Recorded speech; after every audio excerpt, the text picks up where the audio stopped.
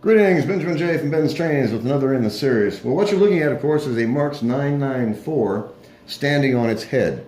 I've got this turned upside down just so I could attach it to a test transformer. This is my bench transformer that I use just for testing engines. And I want to do a quick tip on how to predict how are these things going to run before you ever put them on the rail. And it's really, really simple, and it's actually quite effective. So what I've done is I've attached a piece of reflective tape to one of the wheels, and I'm using a laser tachometer.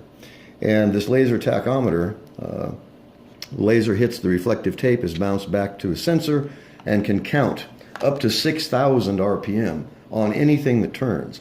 And I use these for adjusting the speed on the Edison phonograph, and you can use them for anything. You can measure the speed of anything that turns. Anyway, I've noticed that if you have RPM 180 to 220, something like that, it'll be a good responsive engine that can pull almost anything.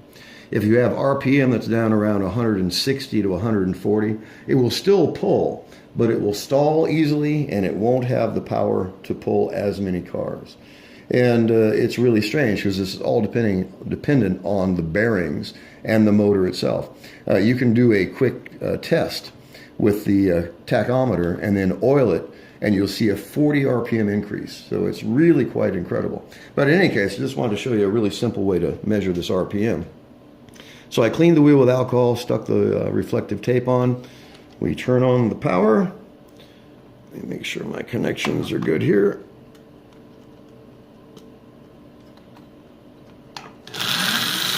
And use the tachometer and let it count.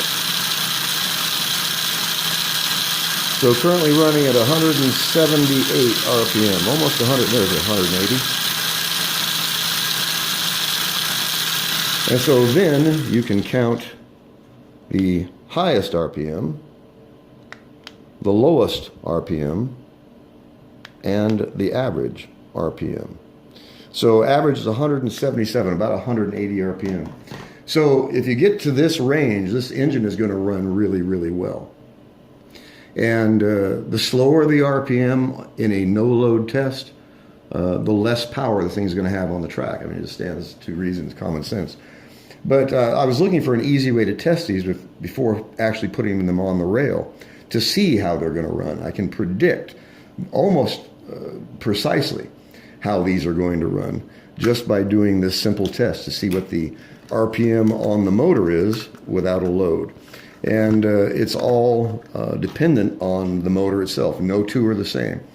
And you'll get RPM in the same range, but no two motors are exactly the same.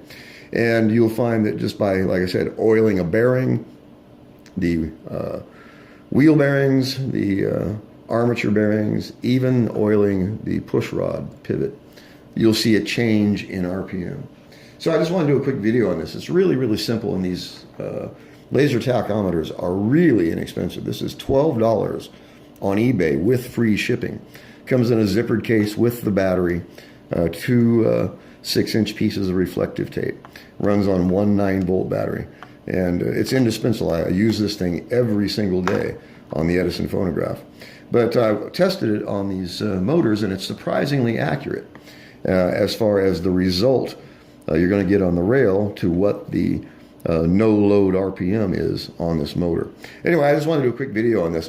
As always, if you have any questions, feel free to drop me an email, BENZTRAINZ@gmail.com. And as always, thank you for watching.